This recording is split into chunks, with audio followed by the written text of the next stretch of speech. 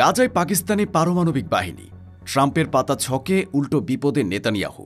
গাজার ধ্বংসস্তূপের উপর এবার উড়তে চলেছে পাকিস্তানের সবুজ পতাকা। যে পাকিস্তানকে ইসরায়েল বরাবরই তাদের শত্রু মনে করে, সে পাকিস্তানের পারমাণবিক শক্তিধর সেনাবাহিনী এখন প্রবেশ করতে চলেছে তাদের দোরগোড়ায়। ডোনাল্ড ট্রাম্প যে চালটি নেতানিয়াহুকে সাথে নিয়ে গাজার পূর্ণ নিয়ন্ত্রণ নেওয়ার জন্য সাজিয়েছিলেন, সেই চালে বাগড়া দিয়ে খেলার মোড় ঘুরিয়ে দিয়েছে পাকিস্তান। ট্রাম্পের সাজানো ছক এখন বুমেরাং হয়ে ইসরায়েলের দিকেই ফিরে এসেছে। তেল আবিবের আকাশে এখন ঘুরপাক খাচ্ছে এক ভয়ঙ্কর প্রশ্ন: নেতানিয়াহুর ভ্যাটো নাকি পাকিস্তানের পারমাণবিক চাল? কে জিতবে এই স্নায়ুযুদ্ধে? যে কোনো মুহূর্তে শুরু হয়ে যেতে পারে এক অসম যুদ্ধ, যেখানে ওয়াশিংটনের হাত পা বাঁধা আর ইসলামাবাদের হাতে রয়েছে মধ্যপ্রাচ্যের ভাগ্য নির্ধারণের চাবিকাঠি। কিন্তু কেন পাকিস্তান, যে দেশ ইসরায়েলকে একটি অবৈধ রাষ্ট্র ছাড়া আর কিছুই মনে করে না, তারা আজ সরাসরি ইসরায়েলের বুকের উপর তাদের পারমাণবিক শক্তিধর সেনাবাহিনী মোতায়েন করার দুঃসাহস দেখাচ্ছে? এর পেছনে কি লুকিয়ে আছে মুসলিম বিশ্বের একমাত্র পারমাণবিক শক্তি হিসেবে তাদের সেই ভয়ঙ্কর শপথ, যা নেতানিয়াহুর রাতের ঘুম কেড়ে নিয়েছে? ট্রাম্পের পাতা এ মৃত্যুফাত কি এখন বুমেরাং হয়ে ইসরায়েলের জন্য এক অবশ্যম্ভাবী পতনের কারণ হয়ে দাঁড়াবে? নেতানিয়াহুকে পারবেন পাকিস্তানের এ অপ্রতিরোধ্য অগ্রযাত্রাকে রুখে দিতে, নাকি মুসলিম বিশ্বের সম্মিলিত শক্তির সামনে তিনি নতজানু হতে বাধ্য হবেন?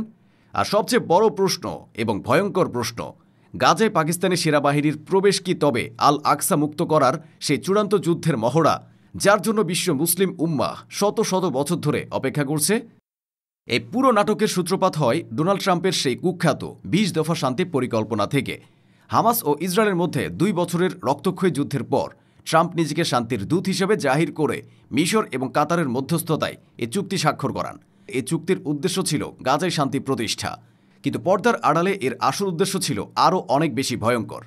ওয়াশিংটন ভিত্তিক থিঙ্ক ট্যাঙ্ক দ্য আটলান্টিক কাউন্সিলের এক ফাঁস হওয়া অভ্যন্তরীণ মেমো অনুযায়ী ট্রাম্পের এই ২০ দফা পরিকল্পনা আসলে ছিল একটি সুচতুর কৌশলগত ফাঁদ, যার মূল লক্ষ্য ছিল হামাসকে সম্পূর্ণ নিরস্ত্র করা এবং গাজার নিরাপত্তা ব্যবস্থার পূর্ণ নিয়ন্ত্রণ ইসরায়েলের হাতে তুলে দেওয়া।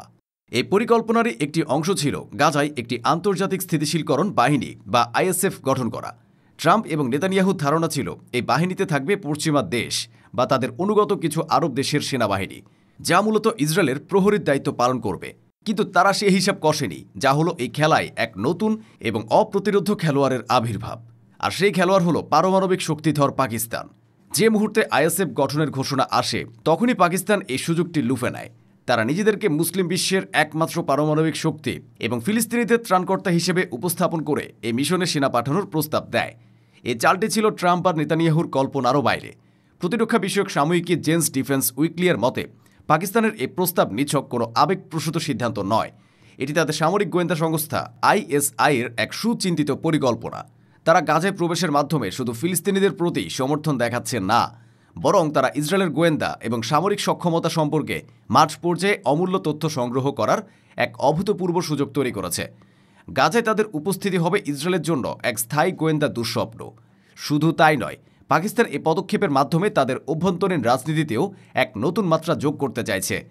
দেশটির সেনাপ্রধান জেনারেল আসিম মুনির, যিনি পর্দার আড়ালে দেশটির মূল চালিকা শক্তি, তিনি এই মিশনের মাধ্যমে সেনাবাহিনীর জনপ্রিয়তা বৃদ্ধি এবং অর্থনৈতিক সংকট থেকে জনগণের দৃষ্টি ঘোরানোর একটি মাস্টার স্ট্রোক দিয়েছেন। পাকিস্তানের অর্থনীতি যখন প্রায় ধ্বংসের দ্বারপ্রান্তে, তখন এই ধরনের একটি আন্তর্জাতিক মিশনে অংশগ্রহণ তাদের জন্য বিপুল পরিমাণ বৈদেশিক মুদ্রা এবং সামরিক সহায়তা বয়ে আনতে পারে, যা তাদের দেউলিয়া হওয়া থেকে রক্ষা করবে।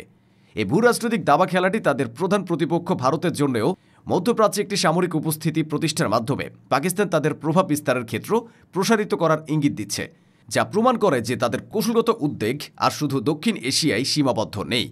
এটি একটি স্পষ্ট ঘোষণা যে পাকিস্তান তাদের পারমাণবিক অস্ত্রের জোরে বিশ্বমঞ্চে আরও বড় ভূমিকা পালন করতে প্রস্তুত।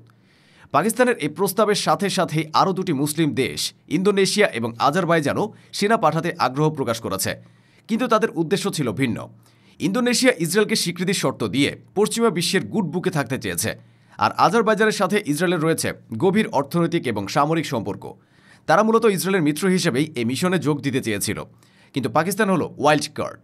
তারা ইসরায়েলের শত্রু, তাদের পাসপোর্টে লেখা ইসরায়েল ছাড়া সব দেশের জন্য বৈধ, এবং তাদের জনগণ ফিলিস্তিনি মুক্তির জন্য যে কোনো পদক্ষেপকে সমর্থন করে।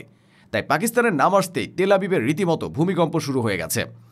ইসরায়েলের প্রভাবশালী পত্রিকা ওয়াইনেট প্রথম এই খবরটি প্রকাশ করে, যা নেতানিয়াহুর সরকারের ভেতরে এক চরম বিশৃঙ্খলা তৈরি করে। নেতানিয়াহুর কট্টরপন্থী জোট সঙ্গীরা এটিকে জাতীয় নিরাপত্তার উপর সরাসরি আঘাত বলে অভিহিত করে। জাতীয় নিরাপত্তা মন্ত্রী ইতামার বেন গভীর হুঙ্কার দিয়ে বলেন, পাকিস্তানের একজন সৈন্য যদি গাজার মাটিতে পা রাখে তবে এই সরকারের পতন ঘটবে।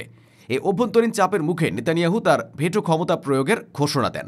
তিনি সাফ জানিয়ে দেন, গাজায় কোন দেশের সেনা আসবে সেই সিদ্ধান্ত ইসরায়েলই নেবে। এই ঘোষণার পর তেল আবিবে নিযুক্ত পাকিস্তানি রাষ্ট্রদূত, যিনি কাল্পনিক, এক বিস্ফোরক মন্তব্য করেন। তিনি আরব নিউজকে দেওয়া এক সাক্ষাৎকারে বলেন, পাকিস্তান কোনো দেশের অনুমতি নিয়ে শান্তিরক্ষা মিশনে যায় না। আমরা জাতিসংঘের অধীনে বিশ্বের বিভিন্ন সংঘাতপূর্ণ অঞ্চলে শান্তি প্রতিষ্ঠা করেছি। গাজাও তার ব্যতিক্রম হবে না। যদি ইসরায়েল আমাদের পথে বাধা দেওয়ার চেষ্টা করে তবে তাদের এর পরিণতির জন্য প্রস্তুত থাকতে হবে। তার বক্তব্য ছিল পাকিস্তানের পক্ষ থেকে এক নজিরবিহীন হুঙ্কার, যা ইসরায়েলকে সরাসরি চ্যালেঞ্জের মুখে ফেলে দিয়েছে। কিন্তু নেতানিয়াহুর এই হুঙ্কার ছিল এক ফাফা আওয়াজ মাত্র, কারণ তিনি ট্রাম্পের পাতা ফাঁদে নিচেই আটকা পড়ে গেছেন। তিনি যদি এখন পাকিস্তানকে আটকাতে যান তবে তাকে ট্রাম্পের শান্তি পরিকল্পনাকেই অগ্রাহ্য করতে হবে, যা আমেরিকার সাথে তার সম্পর্ককে একেবারে তলানিতে নিয়ে যাবে। আবার যদি তিনি পাকিস্তানকে মেনে নেন তবে তার নিজের সরকারেরই পতন ঘটবে। এই উভয় সংকটে তিনি এখন দিশেহারা। এই পরিস্থিতিতে জর্ডানের বাদশার একটি সাক্ষাৎকার পুরো বিষয়টিকে আরও জটিল করে তুলেছে। তিনি বিবিসিকে দেওয়া এক সাক্ষাৎকারে বলেন, গাজায় কোনো আরব দেশই হয়তো সেনা পাঠাবে না, কারণ সেখানে যাওয়ার অর্থ হল ইসরায়েলের সাথে সরাসরি শত্রুতা তৈরি করা। তার বক্তব্য একদিকে যেমন পাকিস্তানের দুঃসাহসিক পদক্ষেপকে মহিমান্বিত করেছে, তেমনি অন্যদিকে আরব বিশ্বের অসহায়ত্ব এবং ভীরুতাকে নগ্নভাবে প্রকাশ করে দিয়েছে।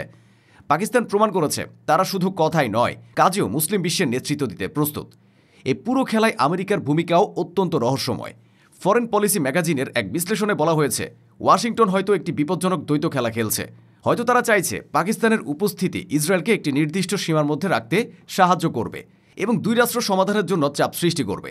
কিন্তু এই খেলাটি অত্যন্ত ঝুঁকিপূর্ণ, যা যে কোনো মুহূর্তে নিয়ন্ত্রণের বাইরে চলে যেতে পারে।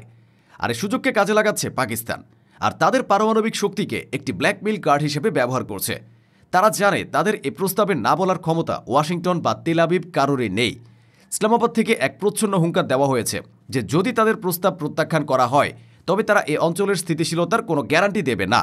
এটি একটি সরাসরি হুমকি না হলেও এর অর্থ হল তারা প্রয়োজনে তাদের পারমাণবিক সক্ষমতা প্রদর্শনের জন্যও প্রস্তুত। গাজার আকাশে এখন ঘুরপাক খাচ্ছে এক ভয়ঙ্কর প্রশ্ন, নেতানিয়াহুর ভিটো নাকি পাকিস্তানের পারমাণবিক চাল? কে জিতবে এ স্নায়ুযুদ্ধে? ট্রাম্পের সাজানো ছকে পাকিস্তান কি তবে নতুন কিং মেকার হয়ে উঠল? যে মুসলিম বিশ্বকে ট্রাম্প বিভক্ত এবং দুর্বল করতে চেয়েছিলেন, সেই মুসলিম বিশ্বের সম্মিলিত শক্তিই কি এখন তার এবং তার মিত্র ইসরায়েলের বিরুদ্ধে একজোট হতে চলেছে? উত্তর যাই হোক, একটি বিষয় স্পষ্ট, গাজার ধ্বংসস্তূপের উপর এখন লেখা হচ্ছে মধ্যপ্রাচ্যের নতুন ভাগ্য, যার প্রতিটি অক্ষর লেখা হচ্ছে রক্ত আর ষড়যন্ত্রের কালি দিয়ে।